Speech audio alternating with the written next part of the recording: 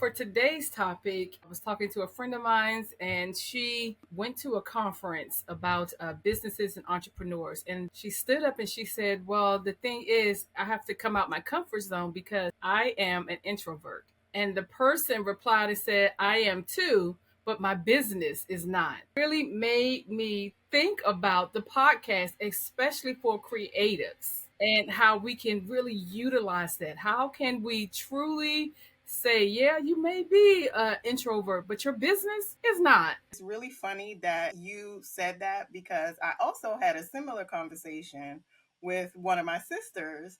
And I'm talking to her. I'm like, I'm having creative block. I don't know what to make. And she's telling me all these ideas. And I was like, well, I don't want to make that. I don't want to make that. And she said, you have to change if you want to make money. That's number one. And the other thing I like to tell people is, yes, I'm an introvert, but I could talk about my business all day long. I could talk about teaching all day long.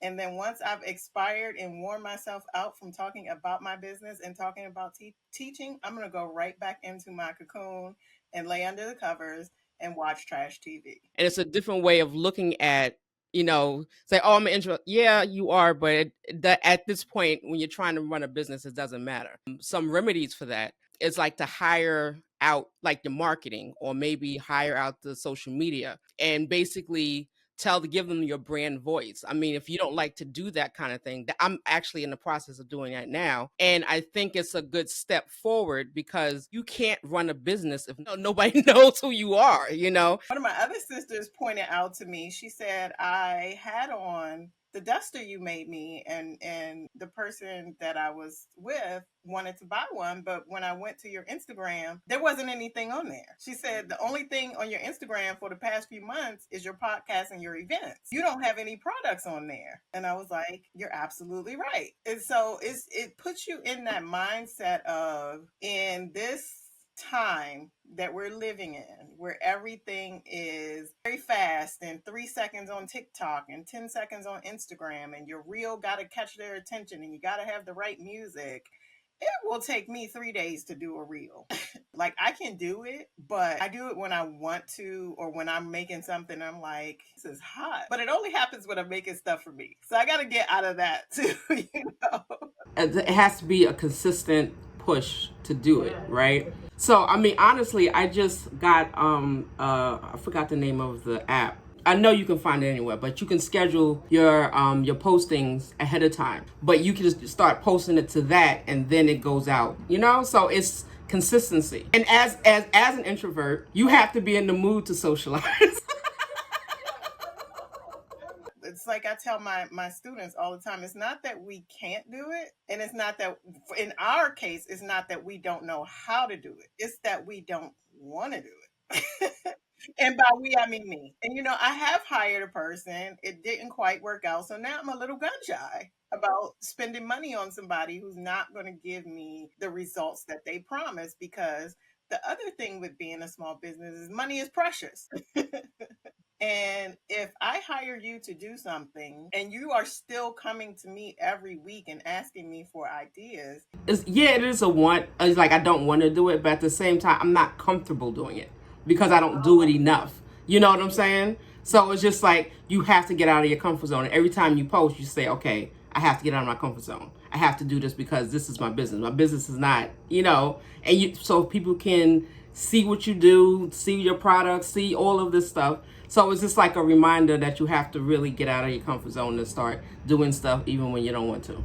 I mean, there are so many things online, like how to schedule your Instagram posts, and we just got to do it. Carve that time out. We all live by a calendar, and say Monday from 9 to 9:30 I'm gonna do one Instagram post. Wednesday from 9 to 9:30 I'm gonna do one Instagram post, because now it's all integrated. If I put it on my Fearless Threads Instagram, it's gonna automatically go to my personal Instagram, which is gonna go to both threads, which is gonna go to Facebook, which I don't even go on Facebook anymore, and Twitter X. I don't even know my password for Twitter X. So I just don't love social media in general. I just feel like if we are going to be successful business owners, it's necessary. I still don't have TikTok. I don't want TikTok. I don't have the brain capacity for TikTok. But on the other hand, it's like if I get TikTok, I'm going to be blowing up when I get all these views. So, but you have to do so much work to get to that number of views where you're blowing up. So, I wouldn't say, to get successful.